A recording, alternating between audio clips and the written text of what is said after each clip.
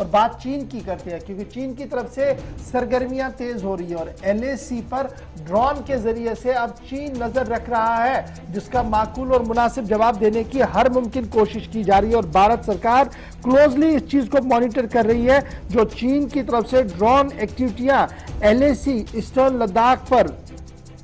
बढ़ रही है, उसको लेकर जो है वो भारत की तरफ से मुकम्मल नजर रखी जा रही है और चीन की तरफ से पिछले 1 साल के दौरान कई बार इस तरीके की कोशिशें जो है वो की गई हैं। इस तरीके की बात भी जो है वो सामने आ रही है कि ड्रोन के जरिए से वो भारत की पोजीशनों पर नजर रख रहा है और दीगर चीजें जो वहां पर चल रही है उस पर भी जो है वो नजर रख रहा है। पिछले 1 साल के दौरान लगातार तनाव जो है वो बना हुआ है और कल जब ये ड्रोन एक्टिविटी देखी गई तो ये विजिबल हुई जी दौलत बेग ओल्डी के अंदर, सेक्टर के अंदर गोगरा हाइट्स पर देखा गया, जो फ्रिक्शन पॉइंट बहुत ज्यादा रहा है और उसके साथ साथ और भी कुछ जगहों पर ये चीजें जो है वो देखी गई है। लेकिन भारत की तरफ से साफ कर दिया गया है कि भारत की तरफ से भी जो इस्राएली और भारत के जो ड्रोन्स हैं वो जनाब खरीदे गए हैं और उन्हें लाइन 0 पर लगाया गया है और अब यहां से भी नजर उसी तरीके से रखी जाएगी और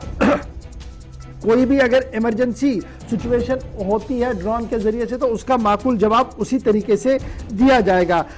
जराया से जो खबर सामने आ रही है वो ये आ रही है कि पिछले 1 साल के दौरान चीन की तरफ से लगातार पहले टेम्पररी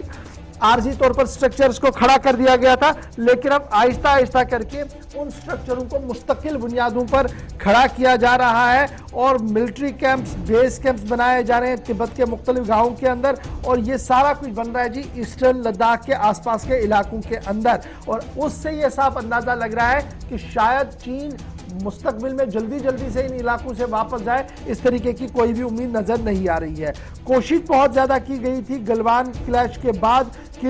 ये कंस्ट्रक्शन इस तरीके से ना हो, टेंशन को डिफ्यूज किया जाए। अगरचे चंद मकामात पर टेंशन को डिफ्यूज करने में दोनों मुल्कों में कामयाबी भी हुई, जिनमें पैंगोंग TSO भी का इलाका भी शामिल है। ताम अभी भी तनाव जो है वो बरकरार है और लाइन ऑफ कंट्रोल पर, लाइन ऑफ एक्चुअल कंट्रोल का जो लद्दाख वाला पोर्शन है जो चीन के साथ लगता है, वहां पर सरहद के उस पार से ड्रोन से भी नजर रखी जा रही है और स्ट्रक्चर्स को अब कंक्रीट बुनियादों पर खड़े करने की बातें भी जो है वो वजारत दिफा के जिम्मेदारों की तरफ से और जराये से जो है वो सामने आ रही है। मुख्तलिफ इलाके हैं जहां पर पिछले साल से ही चूंकि खबरें आई थी कि कंक्रीट का इस्तेमाल करके भारत की तरफ से भी इस पार से